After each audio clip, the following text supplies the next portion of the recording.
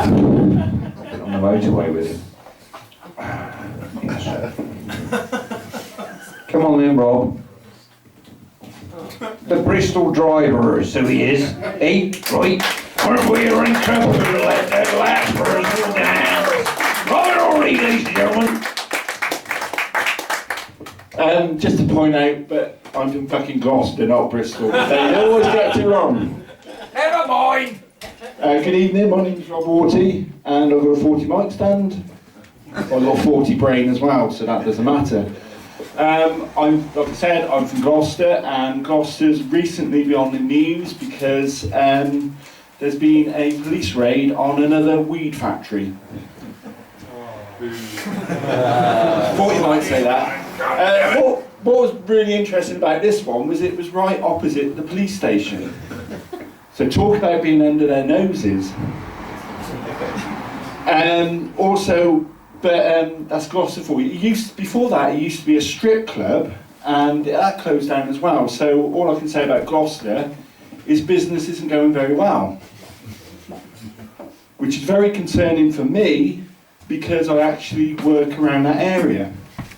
And when I say work around that area, I know what you're thinking, and no, I'm not a fluffer. Besides, it wouldn't be a very good idea at the moment because the toothpaste factory's also closed down. Now, my job has a lot less dignity than that because I work as a custodian at the Gloucester County Council. Because I'm shit under pressure. God, you sound more depressed than I do. I'm shit under pressure and I'm unskilled. And I want to talk to you tonight about the biggest danger in the 21st century workplace. And this is the thing that gives me so much stress, and it's called the flip chart stand.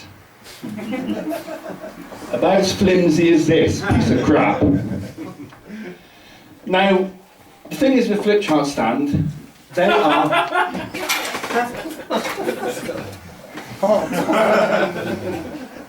the daddy long legs of danger and death in the workplace. They're rickety, they're bulky, they're heavy, they're shite.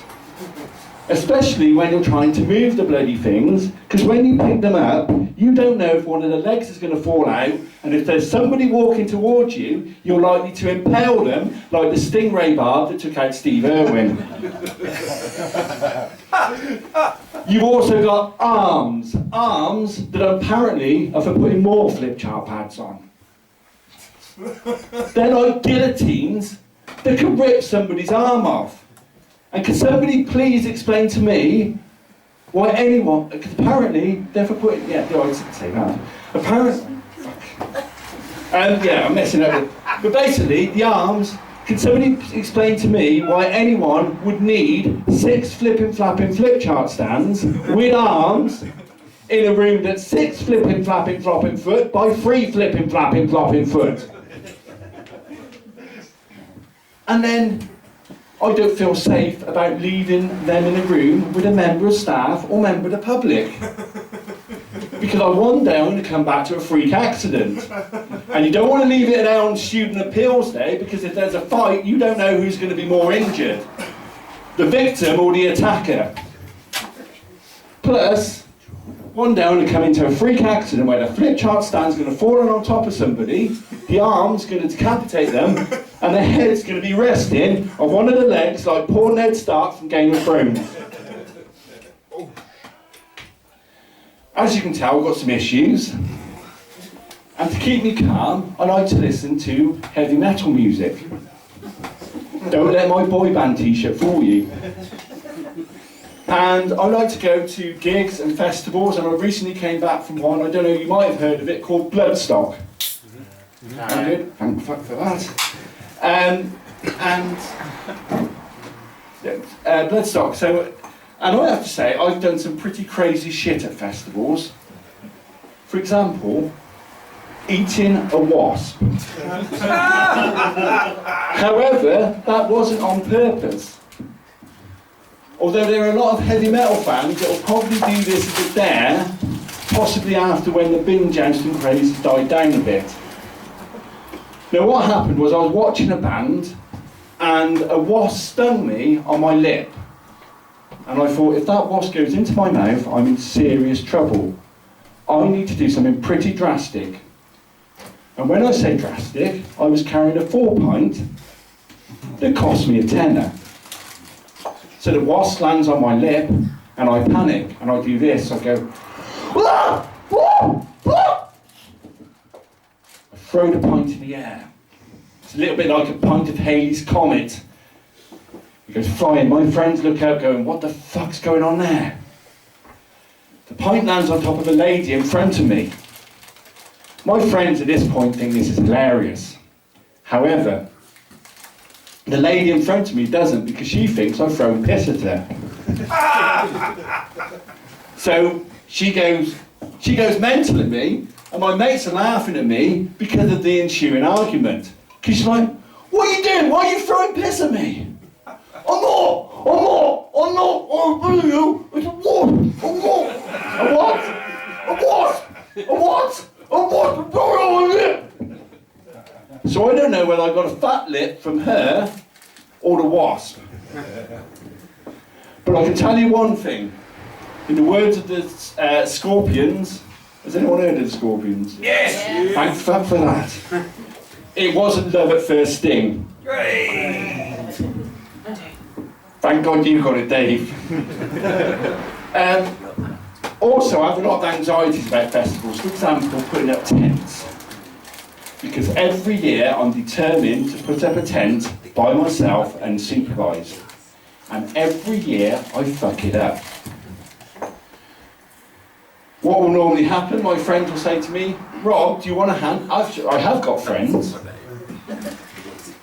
So I lay out the tent, I lay out the canvas, and I lay out the poles. I'm going to pretend that this is the canvas, and imagine this is on the floor, and I've got the poles. My friends are going, Rob, do you need a hand? No, I'm fine, I've got this. So I pick up the poles, I look at the canvas, right, poles, canvas, yeah, got that. Where are the holes for the poles?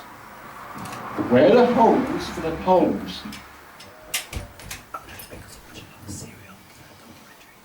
No, are you sure you're okay? I am fine, don't worry. A lot of people have told me that when I'm not wearing glasses, I look a little bit like Bear Grylls. But unfortunately, that's where the similarities end.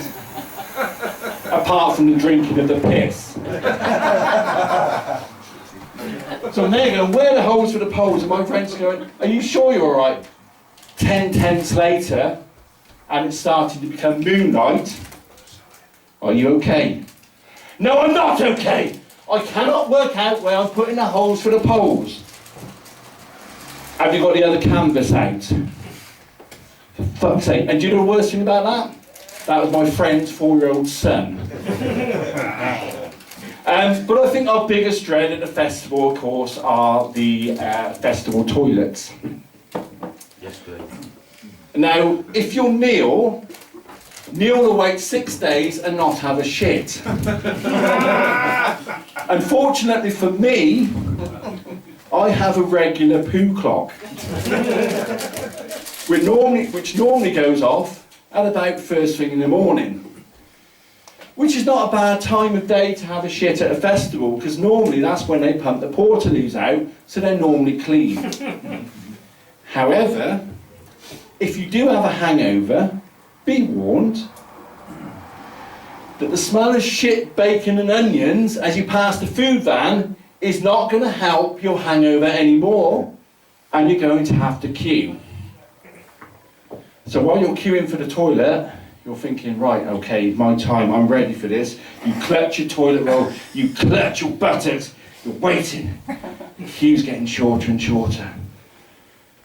But you know there's one portaloo you do not use. And that's the one where the scariest looking heavy metaler, he's got a Diocide t-shirt on, or a t-shirt that says Satanic Santa 666. Approaches the door, he's got red eyes and an inverted cross in his forehead, opens the door and reacts like this.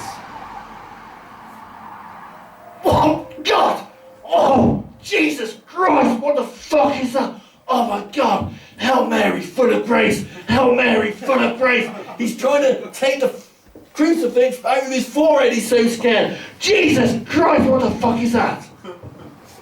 And you know, whatever's behind that door is something pretty evil. Because this is a man that sacrifices virgins and slaughters goats. Anyway, thank you very much for listening. Thank you, Robbie. I'm single, one is Rob Auty. Good night.